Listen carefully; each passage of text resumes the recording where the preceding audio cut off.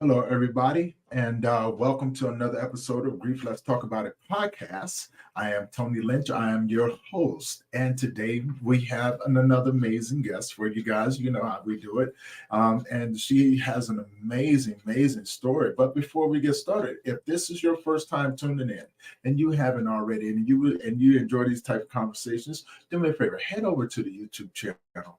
Give me a subscribe, hit that bell notification so you'll be notified every time we drop a new episode.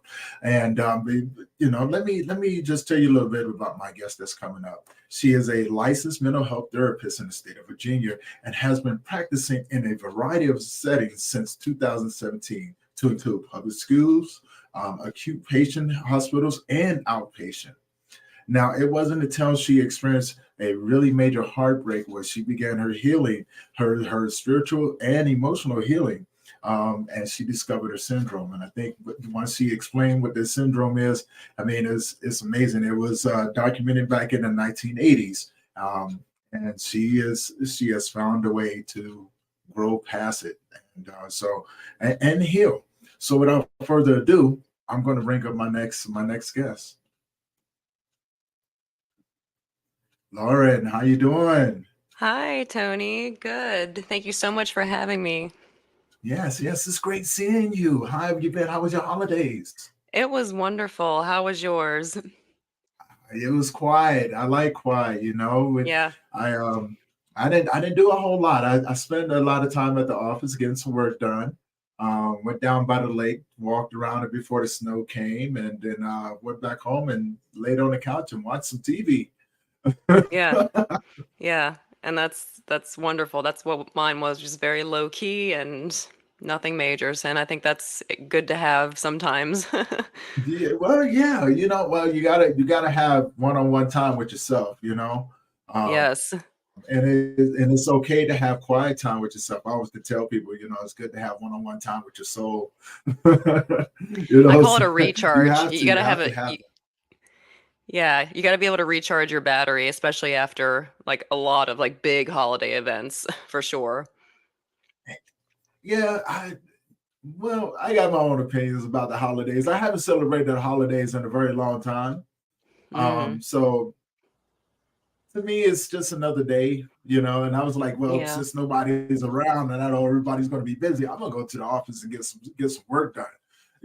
Such Yeah. is my life. Yeah, and it's wonderful because like for example, Thanksgiving, that could to me that could be celebrated, yeah, with family, friends, but it can also be a grounding, mindful day for yourself too if you happen to be alone on that day. This is very true. Yes, Or grieving. Yeah. very So much so. you know, um, tell people who you are because I So can I'm talk to you Lauren. forever. You already know that. We had a great conversation at the when we met. Yeah, so I'm Lauren. Yes. I'm a licensed therapist in the state of Virginia. I've worked in a variety of settings since 2017.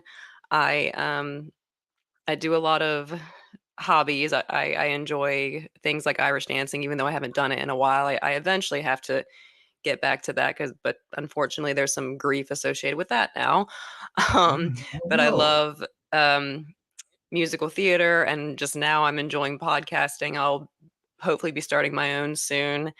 And yeah, I really enjoy just physical activity, travel, all that kind of thing. And but lately here I've been prioritizing self-care and just making genuine connections and just focusing on spirituality and me time. Understand. Now you have an amazing story. We talked about it. You want to tell people about your journey of how Lauren became who she is today.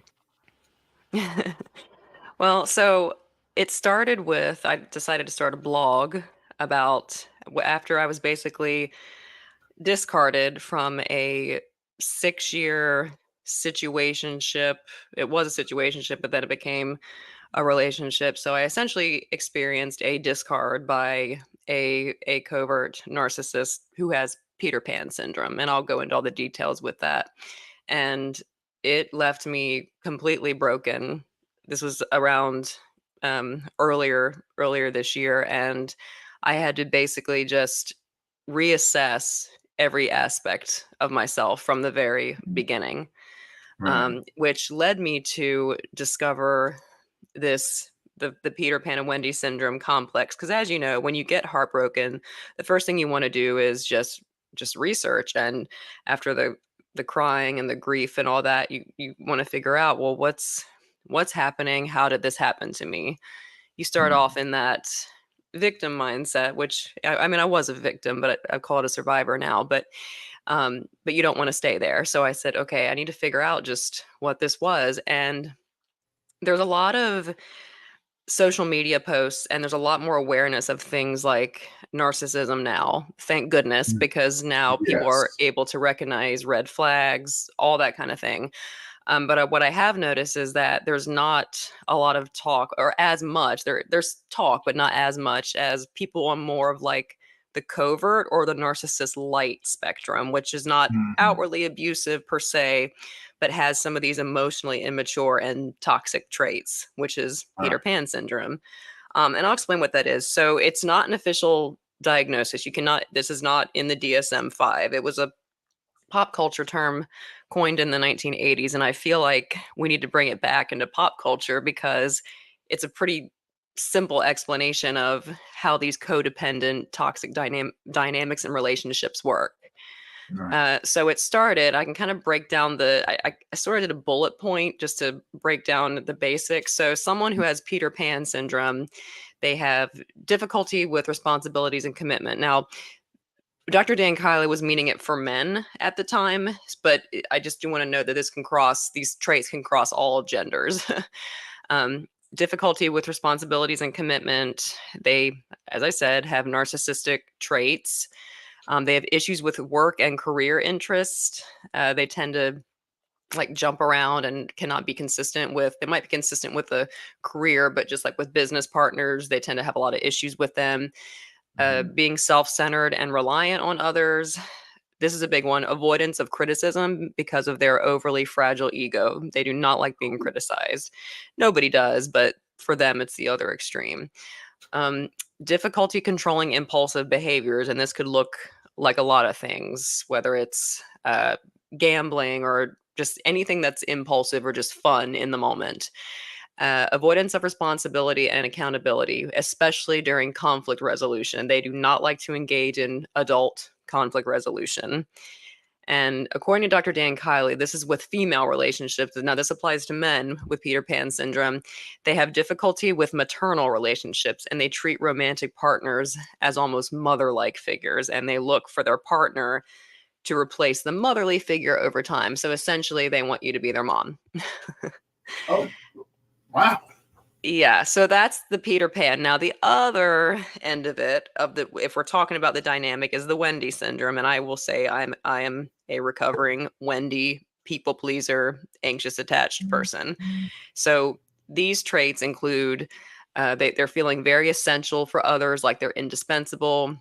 They think of love as sacrifice and resignation, which Mhm. again, having very poor boundaries, very much anxiously attached and codependent, and they actually end up assuming a motherly figure with their partner, whether it's subconscious or that partner brings out that nurturing kind, and they just really, really latch onto it.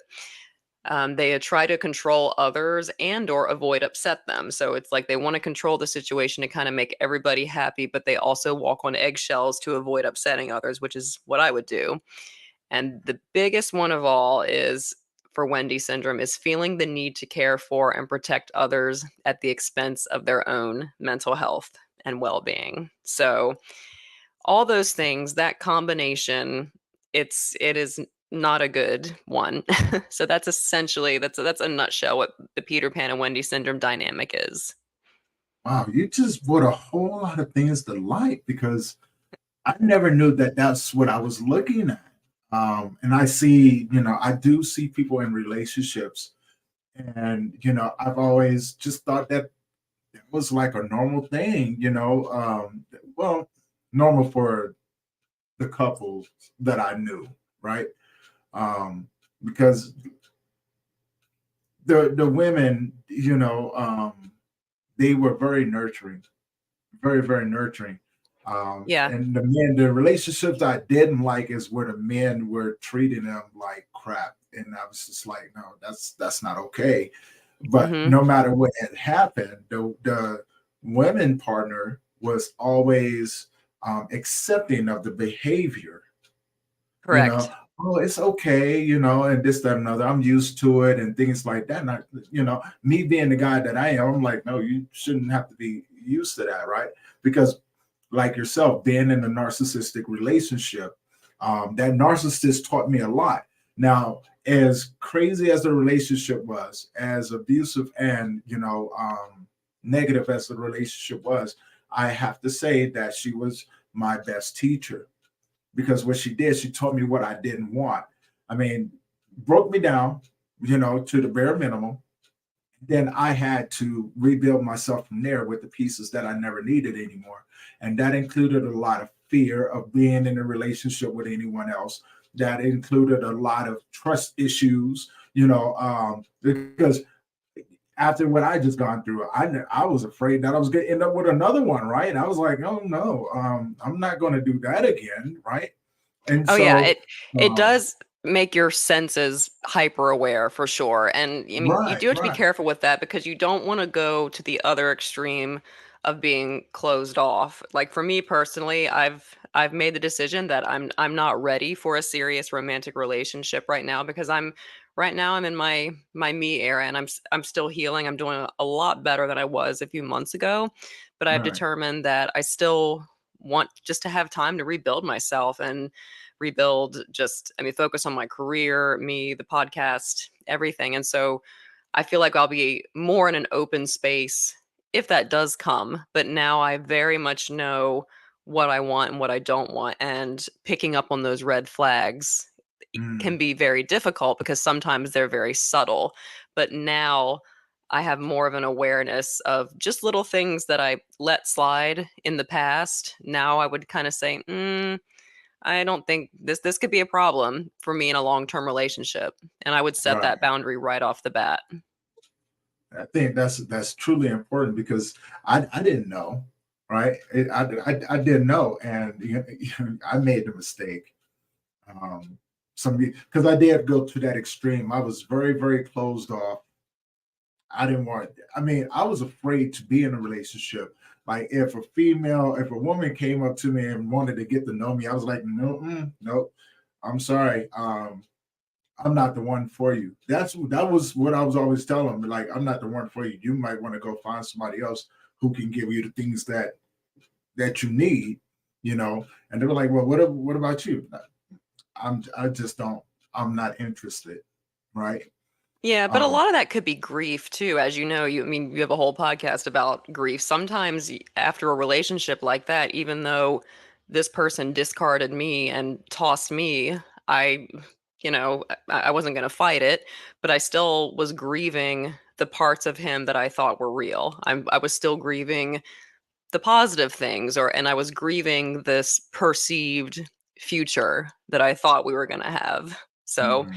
I mean, so grief after that is still very real, just like grief after the loss of a loved one, for sure. That's very true. To be honest with you, I don't think it was grief. I think it was a lot of dislike for it. And I want to say the other word, but that word is a very harsh word.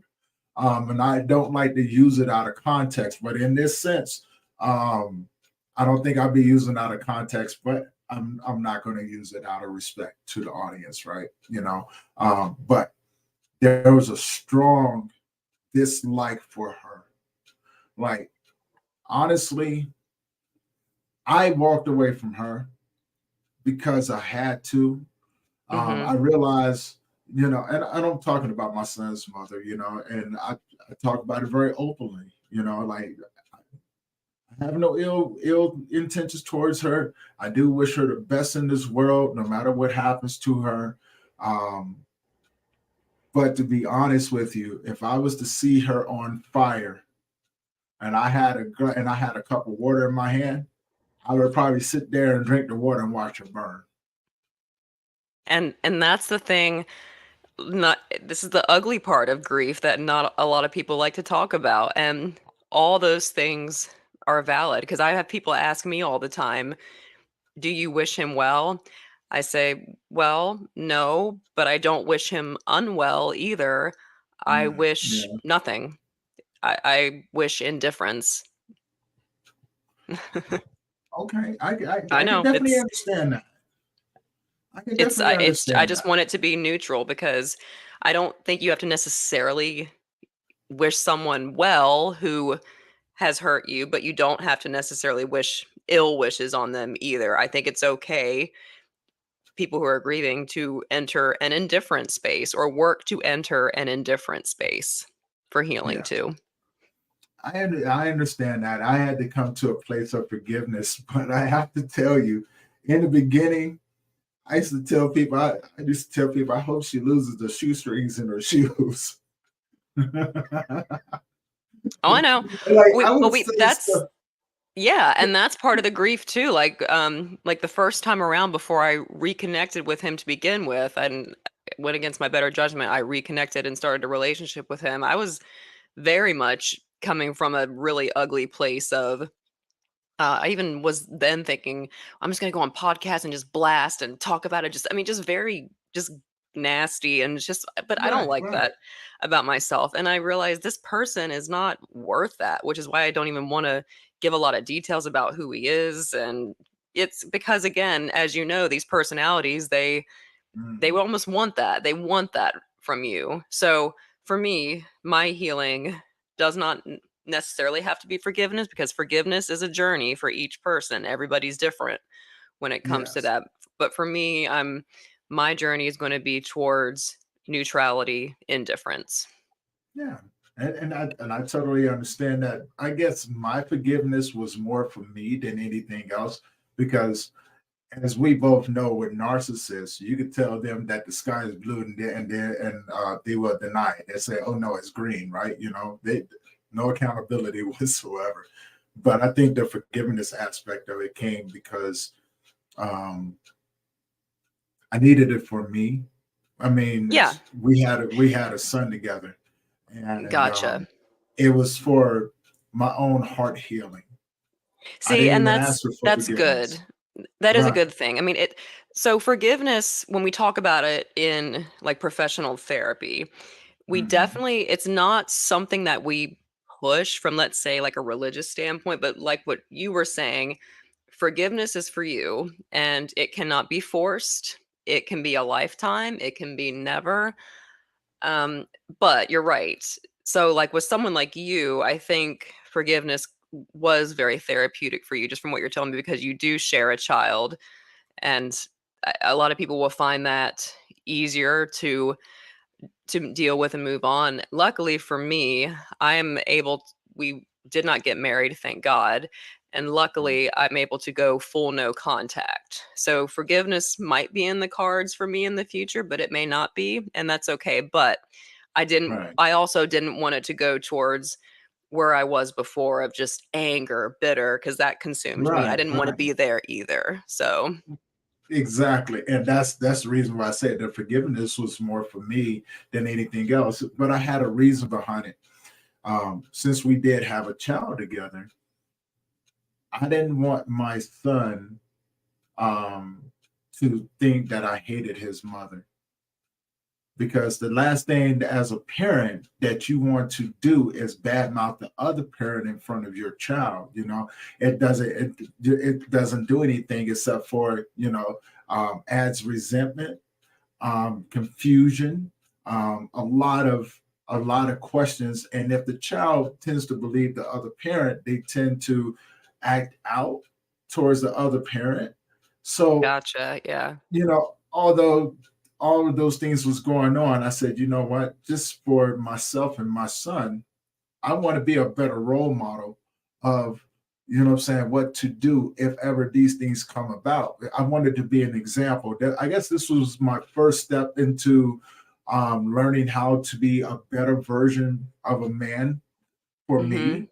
Um, and stepping into understanding what fatherhood actually meant, right? And it was just the same thing as motherhood. Only difference is that like I need to have those same. Well, I guess it's no difference. I needed to have those same boundaries that a mother would have with her child, Mhm. because eventually I ended up being a single dad anyway. His mom worked all the time, working three jobs, and I had him 98% of the time. So I was like, hey, you know what? It's just me and my Bubba. So I want to make sure that if he was going to walk in my footsteps, I want to make sure that he sees the challenges that I go through, sees the character that I maintain, and understand, that when these challenges come, it's okay, to not have all the answers at the moment. But what Mm, it's not okay, mhm. it's not to give up. So, what I'm saying, I had to learn how to battle the narcissistic mother Well, in and order also to be. Go ahead. Go yeah, ahead. and also something that I saw this on social media too, and I like this concept. One thing that's not talked about is fleas. You pick up Mm, on some of their traits when you're with them that long, and that's something I had to sit with because for a while, especially when we were in the situationship phrase, I was getting so angry with him because it's like he wasn't communicating and it was a long distance thing, but I was not even getting basic communication. And so right. I start taking on some of these traits of like, well, fine, I'm just going to be a vindictful person. I'll use manipulation. Now I can do it. And yeah, you can pick up on those traits from them and not even realizing it. And then it's just like now that I'm out of it, it's like, oh my gosh, what was I thinking? I mean, I mean, he even had me. I mean, I don't want to disclose a lot of detail about this, but he was involved in a lawsuit. I'm not going to go into details about it, but he would use that part of me and just say, "Oh yeah, help me out, babe. Get me all riled up to try to manipulate and help him with something I had nothing to do that with a person I had Mm, never met." And I look back at that again. It took me a while after the shock and sorrow wore off. Of wow, what in the world? That's not me. That's not something I enjoy. I want peace. So I right. would always Right. that's another idea thing. You got to be forgiving of yourself too, because when you are in these dynamics, you Hmm.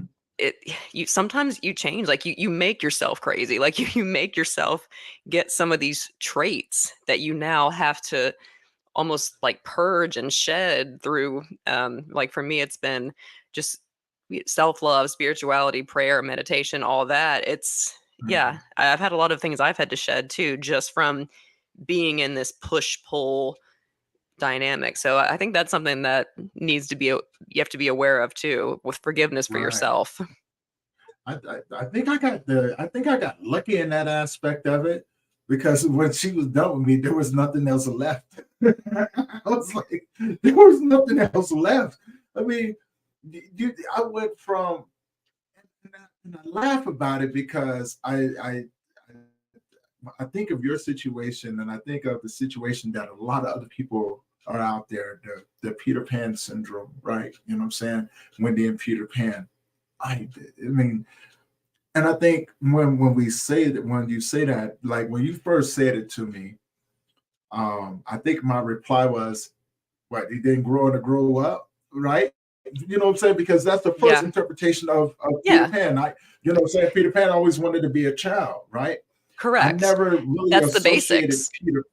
Right, that's the basics, right? You know what I'm saying? Yeah. And they always growing up, always in the mischief. Him and the Never Never boys, right? And Yeah. Wendy was right there with her and Tinkerbell.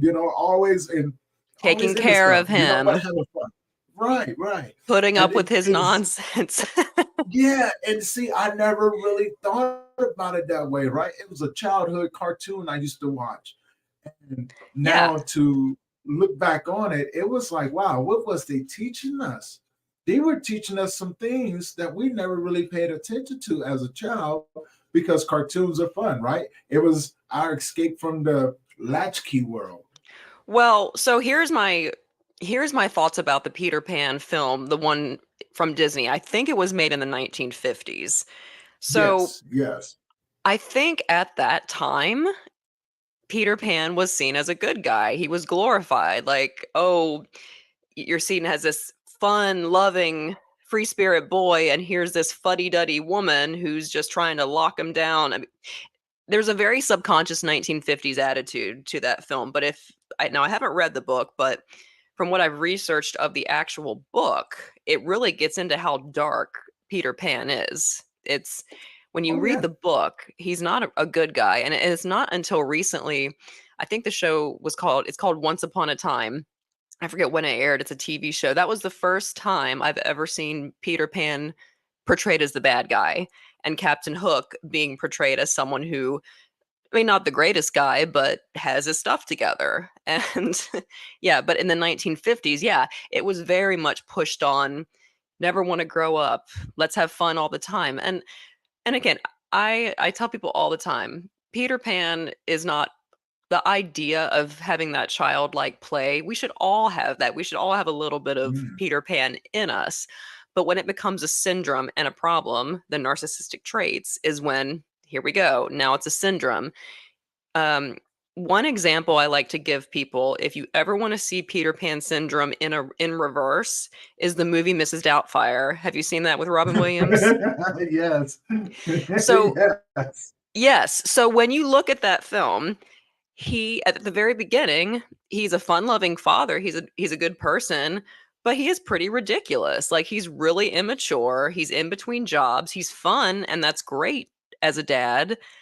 But I remember seeing Sally Field's character back then as a kid saying, "Oh, she's so uptight. She's so blah blah blah." And but now seeing that as an adult is she's carrying all this weight, like she's carrying the finances, and she's got to clean up after him when he comes home.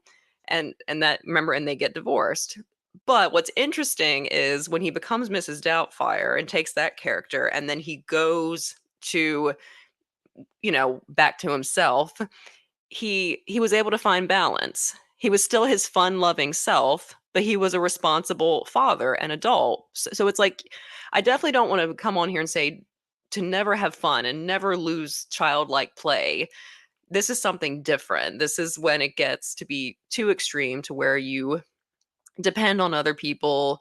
Again, it's the traits that I just said, that very much entitlement, lack of responsibility. That's where we get into the narcissistic traits, not, Yeah. a bunch of guys going out to play poker 1 or 2 nights a week, but they still pay their freaking mortgages, though. That's the Right. difference.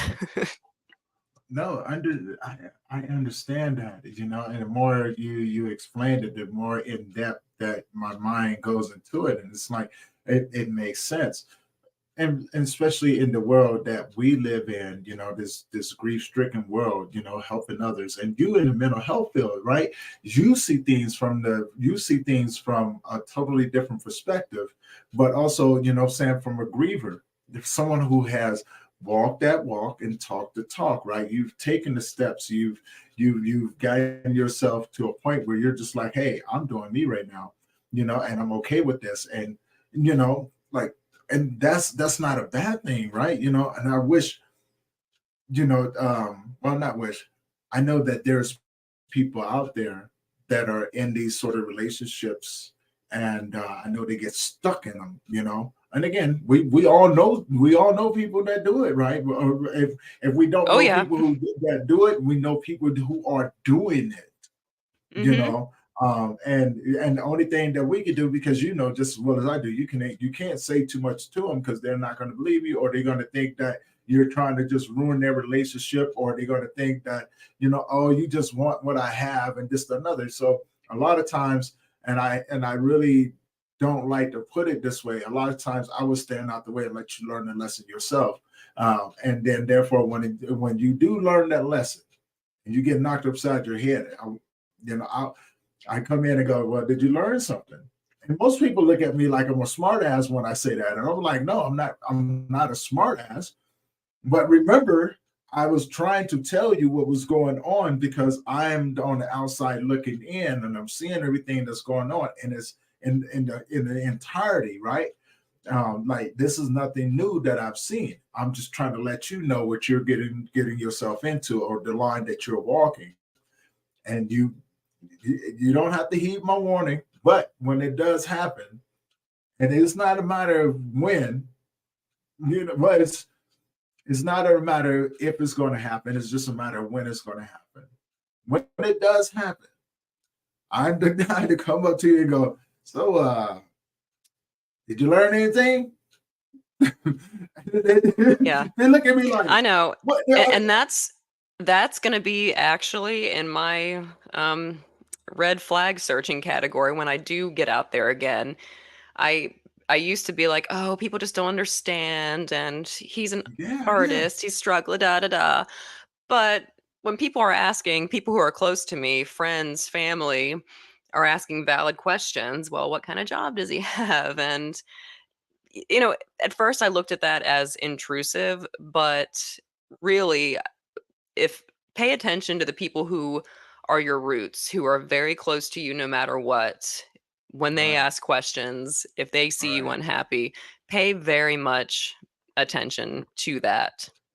Yeah, definitely, definitely. Now, you got into the mental health field. Um, what kind of what kind of took you in that direction? You know what I'm saying, to get into the mental health field, to become a practitioner, therapist in that area. So, as I said before, I've always enjoyed interacting with people, whether it was through choir, music, dance, theater, and everyone had always told me I was really easy to talk to, and a lot of people would tell me that I was wise beyond my years, just because I was always just growing up. I was watching Nick at Night, things like I Love Lucy, and just very much old fashioned. I've always been like that. I think I got it from my grandparents, and yeah, I always was considered, I guess, an oddball when I was in school, but I also was Mhm. good at talking with people. And, I'd see people in high school with their relationship drama and high school drama. And I honestly didn't really have much of that in high school because I was so like, oh, well, I'm going to be an actress and I'm too focused on. So I think Okay. a lot of it was just I was a strange kid. And I also enjoyed connecting with people on a different level, not just surface level things. Okay. See, and now that makes sense, right? Um, because connecting, you said the key word, the connections that you make with people, but understanding their behaviors um, helps us be a little bit more open-minded in our approach towards them, right? Because you've walked that walk. And so when you go around people who are struggling with their mental health and things like that, it gives you an in-depth look into what's actually going on with them.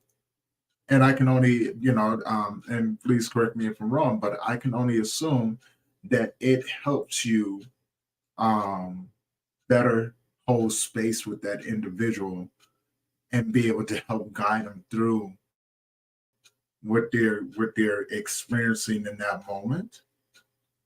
Yeah, especially with this situation. I have definitely found that in these last few months, since I was discarded and broken down into a shell of a person, I have Mhm. become just, yeah, way more present and just way more attentive and just, I don't know, because I've been doing things like resting more and putting myself first. I feel like I'm going to be a Mhm. better practitioner in the long run. Like, even at my normal job now, I find that I'm enjoying it more and I'm really just engaging a lot more. So yeah, I think going through this had a purpose for sure because I think this experience is going to guide me on how to interact with other people and in the mental health field, but also just with boundaries with myself about how I'm gonna Mhm. move through this world going forward, whether it's whenever I date again and formulating friendships, everything. It's changed a lot of things. Yeah. It's funny that you just said that because not too long ago I had a conversation with someone, and I pretty much told them, and this comes from my own book, what I'm saying, from the book of Tony. I said, when I started taking care of myself better, when I started loving myself a lot more, when I started putting myself as a priority and not as an option towards other people, and I started treating myself as if I was somebody worth caring about. Now, this didn't, these are just things that I picked up along the way, and I started doing those things. What I realized is that when I started doing those things, when others came into my life and started to mistreat me, I realized I recognized it right off the bat because I started telling myself, if I'm not going to mistreat myself, what makes you think I'm going to let you mistreat me? Oh, big Right? time. Absolutely. Right, right. You will find that especially when you're healing and growing, in my experience Mhm. so far, your circle gets smaller but more meaningful because you're Right. very particular about who you allow into your space. I mean, you Very really true. do get that because when you have that self-love, I think I saw it, a clip when I was going through all these clips when I was healing, I saw a clip from Tyler Perry when he was doing the Medea series, and this Mm. quote stood out to me, and it's so true. When he says, "I'd rather be in a corner by myself with a puppy and a goldfish than be with someone, whether it's a relationship, friend, family, who isn't sure about me or doesn't want me there." It's different. Yeah, everything shifts differently after an experience like this. Yes, it does. Yes, it does. And I love that you just said that right there because it makes total sense. Makes total sense. Because of the simple fact of, you know, not everybody, not everybody has the best intentions for you, right?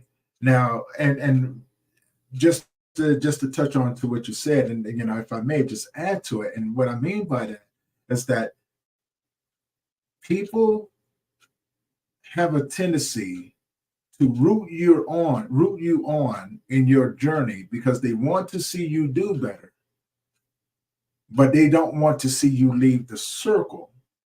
So they have a tendency to sabotage you along the way. So you can always have the excuse of saying, see, I tried, it didn't work. And it be the people that care about you the most that do these things to you. And I think a lot of times we get blindsided by it because when we do find out who did it and it's somebody close to us, it's a sense of disbelief. Now, on the other hand, here's where I say you have to be more responsible in the choices that you make. Because if that individual that you're around, and just put it like this, if you know that an individual is a thief and you leave $1,000 on the table and you come back and there's $100 on the table, do you blame the individual that's a thief or do you blame yourself because you trusted him not to be a thief? So, this is where it gets into that recovery. Um, Hmm. is it your fault? No. And I don't want to make it very clear because gets into a really sensitive topic of going into like victim blaming. Is it your fault? No, absolutely not. What happened with me being discarded wasn't my fault. No.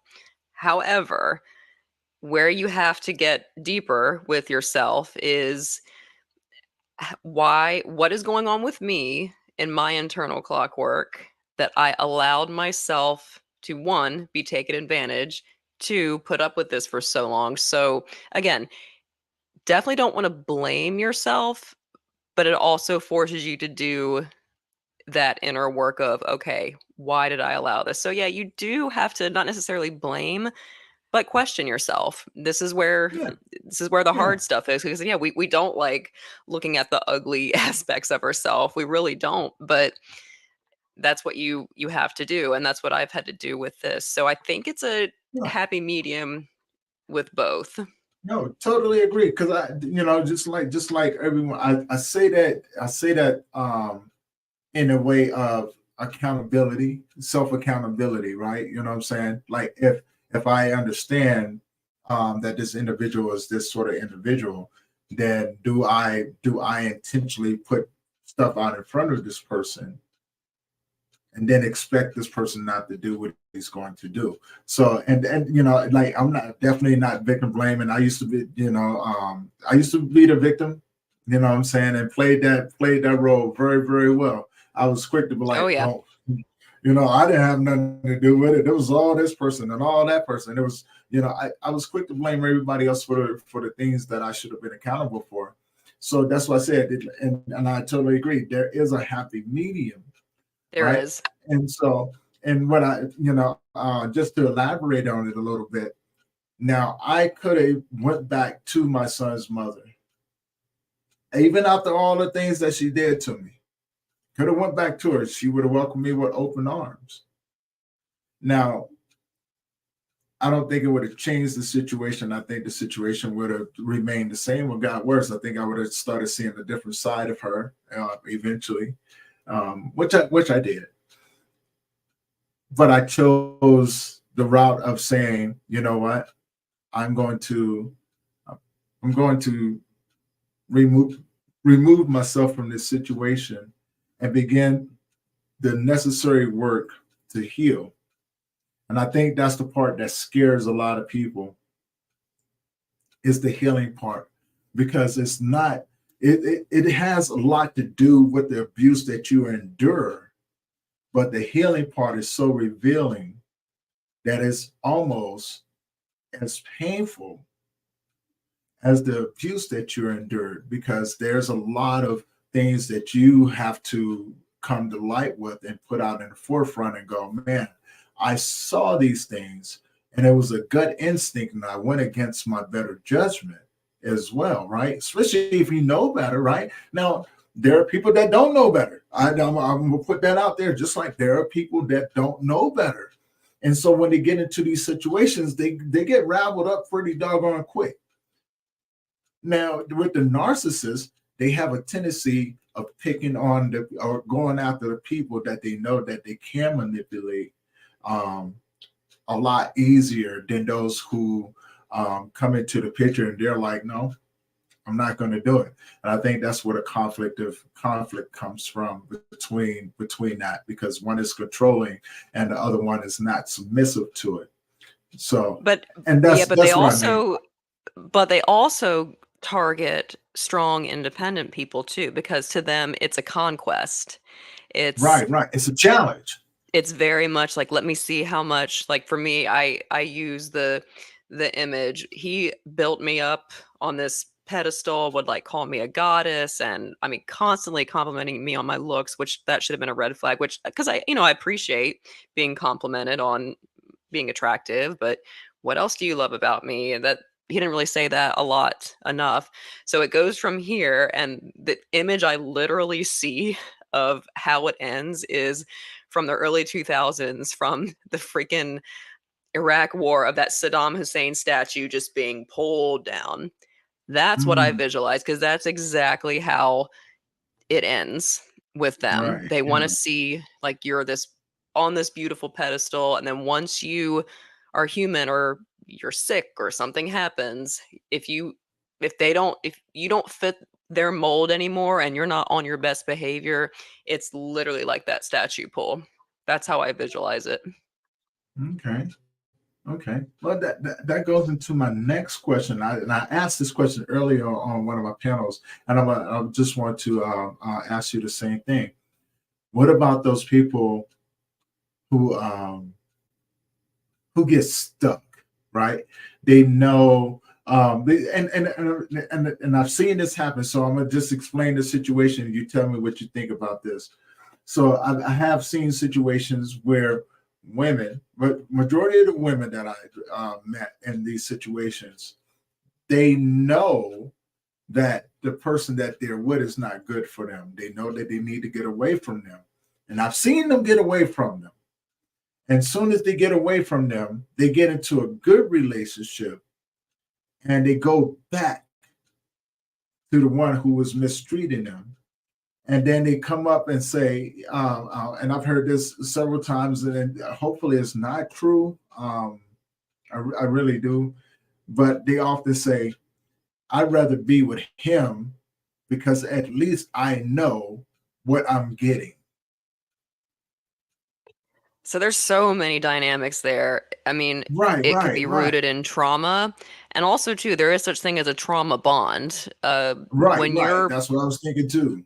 a trauma bond, so your brain chemistry, much like being addicted to a substance, you can be addicted to that person, to that push pull back, that give you a little bit of breadcrumbs and pull back, and then so like for my situation, when it was really, really good, he would just shower me in compliments. But when he would shut down, it would be, okay, what did I do now? Just that quiet thing. But in my mind, a lot of times women do this too. We Pavlov ourselves, we train ourselves. Was like, well, it's fine. Once he gets out of his mood, it's gonna be wonderful. So Mhm. yeah, essentially it's an addiction. It really is, and you have to view it as such. So, like for me, if you're able to, I always tell people if you're able to go no contact completely. I mean, and that includes things like you don't need to see what they're doing on social media. You don't need updates on them from if you have mutual friends. You just don't. Now, obviously, with when you share a child, it's a little bit different. You're gonna have to get a little more creative with your contact level. Um, but yeah, I think a lot of that is, and it's also fear. A lot of people will fear, well, no one's going to know me like this and I'm never going to find anyone. We Oh tend to go man, to extremes. I know I did. I know I definitely did. oh Of man. like, oh, I'm never going to find anyone who's just so much alike with me and, has the same goals. But when you actually hear that, never, that's not true. We have no proof of that. Mm, that's So very I think true. a lot of that is rooted in fear and honestly just routine. Some people just get used to the routine. And now again, there's some people, depending on financial reasons, they aren't able to leave a toxic relationship. And that's a whole different dynamic. Right. But yeah, yeah, for sure. It's a trauma bond. And I think you gotta view that as addiction. Like if you have an alcohol problem and you're in a trauma bond, you have a problem with that person. Mm. That makes total sense. That's why I put it out there, and I knew you would break it down like that. And I'm glad that you mentioned the trauma bond thing because it is a very real thing, right? And I've seen people jump into relationships, um, and I had to try to tell them, that they're like, well, I met so and so at a group. I go, hold on. You met them at the group that you're going through to get therapy for the things that you've gone through in your life, right? Yeah. Okay. Proceed. So in my mind, I'm already thinking trauma bonded. You're going to trauma bond. So I had a particular situation, and this is one of my rules. This is why I don't consult with women, right? And it's nothing against women, you know what I'm saying? But I just think that there are other people more equipped to talk with the female counterparts than I am and everything because I have had people trauma bond with me. I've had females come back and go and, try to cross those boundaries. And I've had to put up my hands and go, hey, no, no, no, no, no. Remember in the beginning, where I said that, hey, what you're doing in your own personal life has nothing to do with me. Well, and they tend to go, well, I was just wanting to, saying, let you know, no, no, no. What your personal life is your personal life, right? I don't want to know about your personal life. Remember, you came to me to talk about what's going on, and saying I'm giving you, hopefully, I'm giving you some tools to help you move through, in a good, healthy way to help you get stronger, in your grieving and things like that. And there's a couple things that I started thinking about of why this happens. I like to consider myself easy to talk to. I'm very open minded. I'm very accepting of people when they're going through it because I've been there before, right? Now I don't mean nothing by it, but I think what it does when you're in conversations like that, the person that you're talking to will share so much of the pain that they're going through And when you can show some sort of understanding in that aspect, I think that's what a bond is now starting to form. And so no longer is it looked at as a professional setting, but as a setting to where, oh, this person really cares about what's going on with me. They must like me, right? And so I'm look, I put up my hands and I go, hey, no, that's a boundary I will not cross, because for one, if I did that, I will be taking advantage of you in your most vulnerable state. So Oh as yeah, a man, and absolutely. as a respectable man, I understand my role as a grief coach. I know how Absolutely, to and step back it's just and like us. go, I mean, we have our own code of ethics, with right, right. mental health therapy. Yeah, we're very strict with establishing boundaries. Oh yeah, the same thing. I've had that happen a few times. I've had clients or patients ask, "Well, can we keep in touch out here? Can I get your personal number?" No, like, yeah, Yeah, can't do that. you've got to be very rigid with boundaries, and it's not to be mean or anything, but it's for your own personal um sanity, but it's also, yeah, that's inappropriate to take advantage of somebody Right, who is right. going through something. And I think they even talk about that in groups like AA. It's normal to form all these bonds, but I forget what the rule is, but you should be in recovery for at least a year before you even have a conversation about dating and what the boundaries are when it comes to that. Yes. So I've seen that one backfire as well. The mhm. recovery bond, Yes. just a couple of years ago, right before COVID, right? Those people that were doing, as a matter of fact, during COVID, a friend of mine, um, she started a recovery nonprofit, and I attended a couple of her classes, her groups, and everything, just to sit back because I'm a recovery coach as well. And but I know she was better at doing it than I was, so I just wanted to see how she formulated and facilitated her groups and things like Mhm. that. And I saw what was going on, and I had to bring it to her attention. I said, "You see what I see, right?" She goes, "Oh no." I said, "Okay." I said, "I'm gonna tell you something. I'm looking at this right now. You see that young lady right there?" I'm going, "Yeah." I said, What is she recovering from?" "Oh, math and such and such." I said, "You see that guy right there? What is he recovering from?" She goes, "Oh, meth and fentanyl and some other stuff, right?" And I go, "That's dangerous." And she goes, "What do you mean?"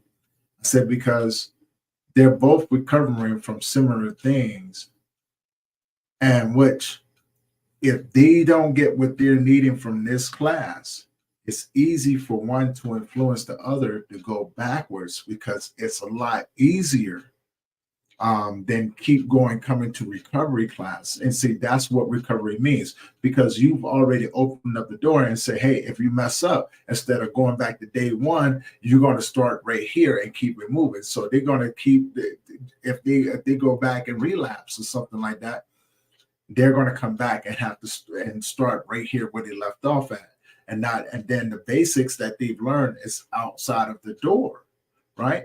So I have Yeah, seen a recovery bond.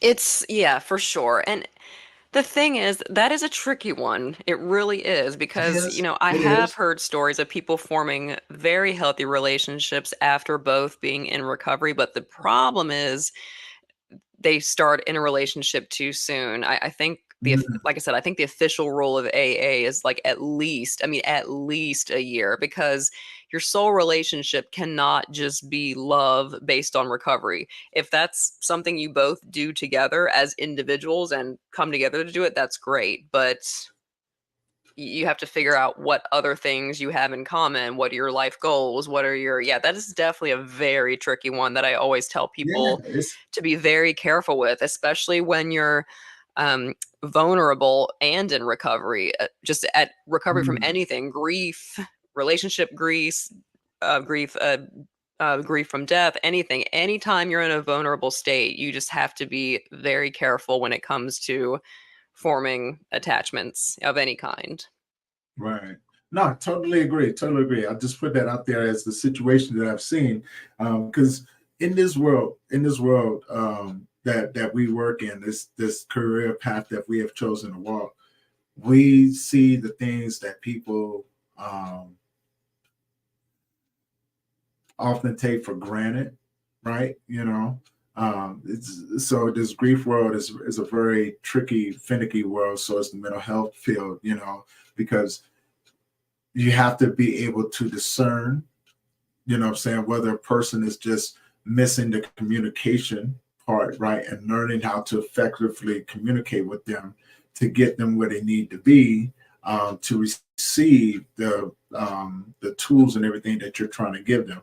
But then there are some people who are to the extreme, and you have to determine whether or not if that individual needs medication.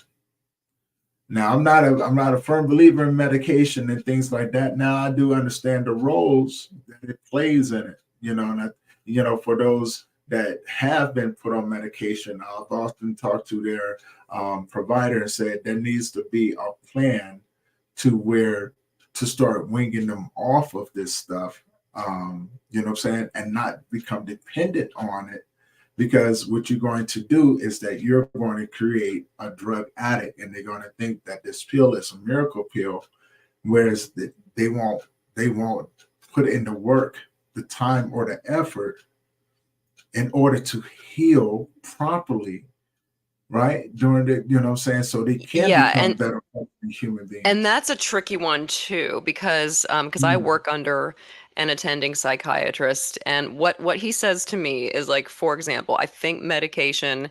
Well, we're talking about two different things. Like, if it's like a controlled substance, obviously that's something you have to be very careful about.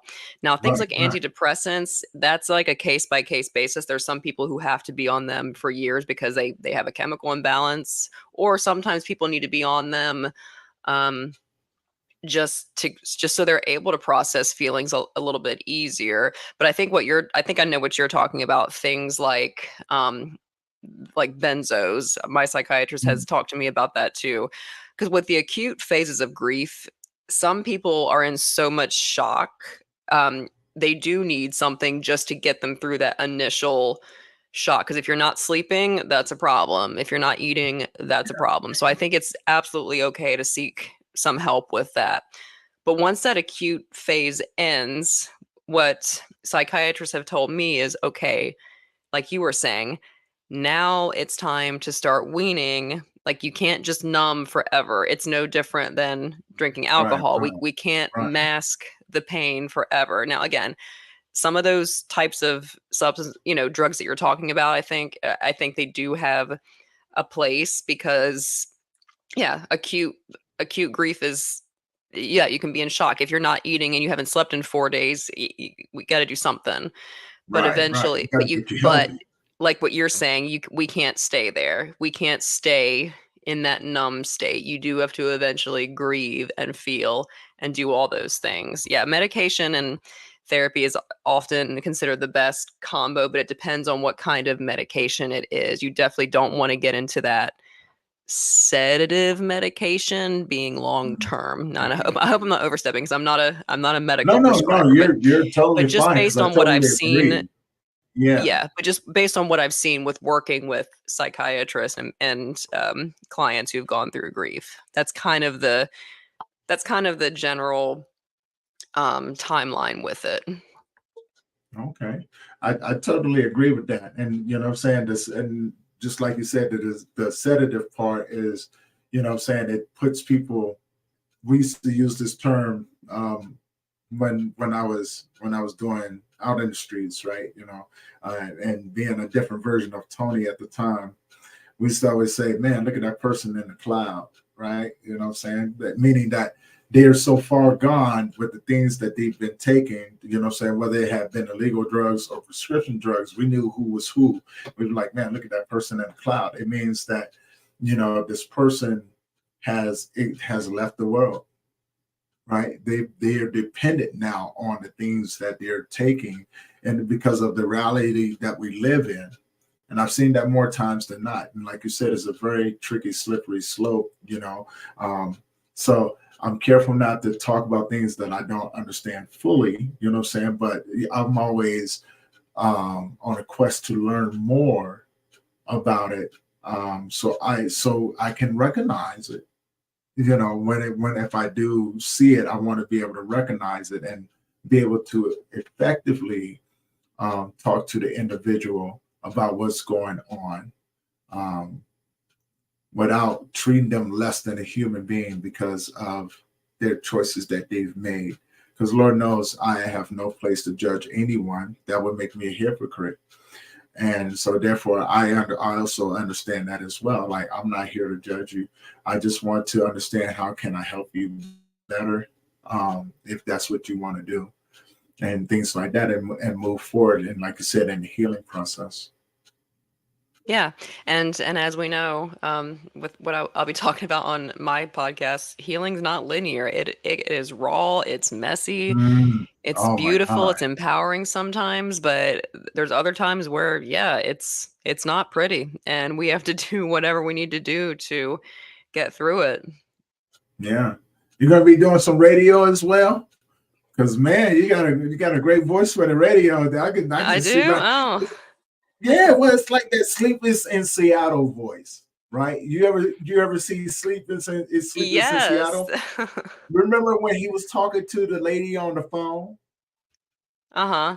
and when she was on the radio and everything? There you go. That's what I Oh. said. You're gonna do that radio, because that right there's gonna be So I I was guess, like, I mean, I guess tune me podcasting would in. be the next version, I guess the modern version of radio. So, I appreciate you saying that. That's Yeah. like one of the biggest compliments because it's so interesting that when I first started this process, I was so nervous and I hated the sound of my own voice, but the more I'm hearing it and the more I'm talking, that's another thing that's growing too. It's my own voice, and there we go with that self-love and boundaries. You can turn me off at any time. You don't have to listen to me. This is true. And you know what? The crazy part about it is that I've been doing podcasting over 3 years now, and I still hate the sound of my voice. Yeah, I I think that's just a still, general rule. I think everybody just but I've heard that yeah, you don't sound the same to yourself as you do everybody else. right. And So, I get a lot of compliments, right? You know, they're like, "Man, your voice, your voice." I mean, I've even had some famous voiceover actors that go, "Man, your voice would be perfect for this," and doing this, that, another. And I'm just like, "You sure you got the right person? Are you sure? Because I'm not hearing what you're hearing. As a matter of fact, when I talk, I tell myself to shut up because I'm done hearing myself." you know, yeah. but it's Yeah, it's it's it's very true. well, and then when you first start off the tangents, oh man, I if you allowed me, I could go on so many tangents, but I have learned to kind of keep it in the subject. But now if I host my Right. own, well, when I host my own, I'm going to encourage tangents at some times because it's again, it's a healing podcast, so and that can get raw and random, and that's okay. Mm. That's because that's what healing can be sometimes. This is true, man. This is very, very true. And when is said podcast coming out? So I haven't put it out there just yet. I'm looking at maybe the end of December, early January. It's kind of in the bones phases right now. Okay. But yeah, probably around that time is when I'll start sharing it and getting more details about it. Okay. Well, let me know. I definitely would love to tune in. Are you going to be doing both audio and video, or are you going to be specific, specific I think I'm about just gonna do audio, but with some video clips for like promotions. But yeah, I it? Mhm. probably just audio, but I don't know, maybe I'll branch into video eventually, but I want to start slow because I don't know what I'm doing and I know nothing about editing. I'm just gonna wing it. But the way I see it too is just like grief and just like recovery. It's messy. It doesn't have to be perfectly edited. It's fine. Yeah. Well, just like everything that we do in this world, when you first start, and what I'm saying, please don't take this the wrong way. You know what I'm saying? It's something I had to learn as well. No matter what you start, if it's your first time, you're going to suck, right? And that's totally fine, right? Oh Because it's yeah. the fact of that you're doing it that gets you in the door. and Right. you can tweak and everything else as you go, right? Right. But So, a like, when lot I of released my people, trailer, like, when I advertised the trailer, I've only told, mhm, like, one other person about a trailer, and I just did it the first time, and I put music over it, and I said, "You know what? I'm gonna keep that and just release that because I don't wanna keep doing it over and overthinking it."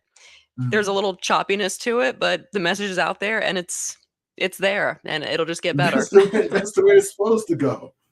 That's definitely the way it's supposed to go.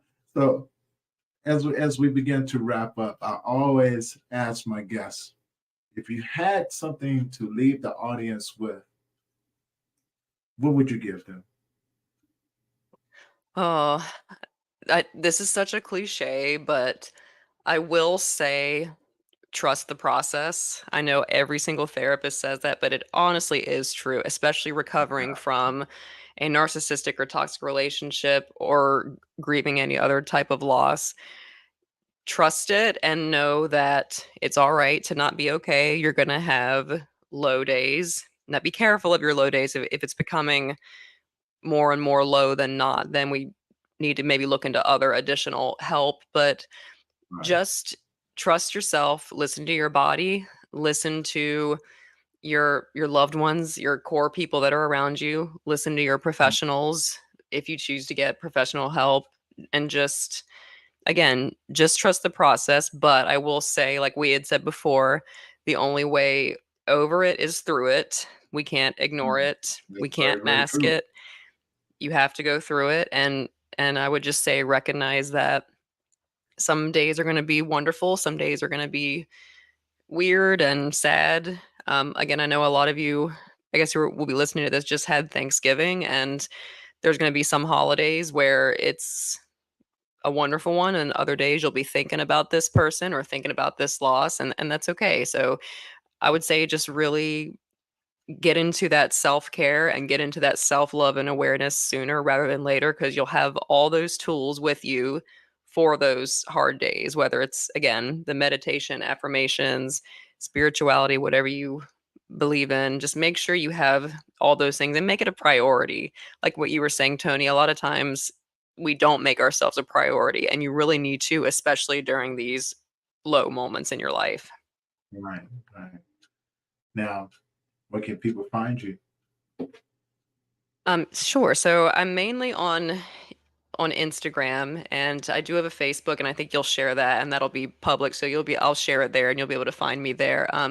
So I'm on Instagram, and that's Lauren, Lauren, and it's underscore wiki. It's like a little play on my last name. And I also have my blog, and that's where I'll be putting information about my podcast when it's time. And that blog website is laurenwicktherapist.blogspot.com. So there's the Mm, places you can find okay. me. Awesome, awesome. Lauren, thank you for being on the show today and having such an amazing conversation and sharing your story and your knowledge with the audience.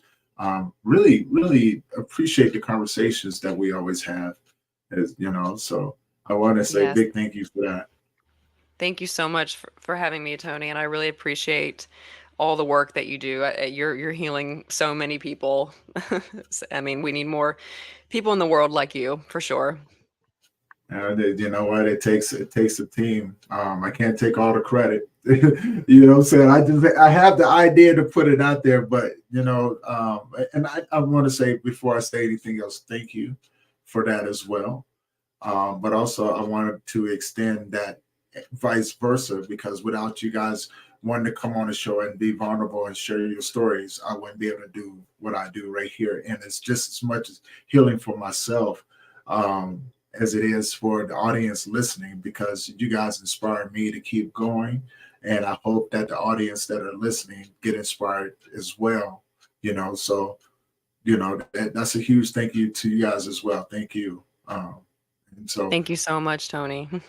you're welcome. And with that being said, for you guys who have been tuning in, thank you for hanging in there with us. And if you enjoy these conversations, please do me a favor. If you have not already, go over to the YouTube channel, hit that subscribe button, hit that bell notification so you are notified every time we drop another episode. And we got a lot of people coming. We got some amazing people. So, you know what I'm saying? Lauren is one of the most amazing people I've ever talked to, knowledgeable and everything else. And so you guys reach out to her. Her links will be down below. Keep an eye out for her podcast as well, right? You know what I'm saying? I'm already knowing. Like I said, it's that Sleepers in Seattle voice. So you guys stay tuned for that. You've made my entire day saying that. Hey, it does, man. It's that Sleepers in Seattle voice. Every time I hear you talk, I'm like, oh man. If I was the guest on your show, I'd be in trouble. Just ask me, please. Thank you. You're welcome. And with that being said, guys, thank you for allowing us to keep bringing these amazing episodes to you. And hopefully we can keep bringing more. Thank you for your support. And until next time, you guys keep your head up and happy holidays to you. Peace. Happy holidays.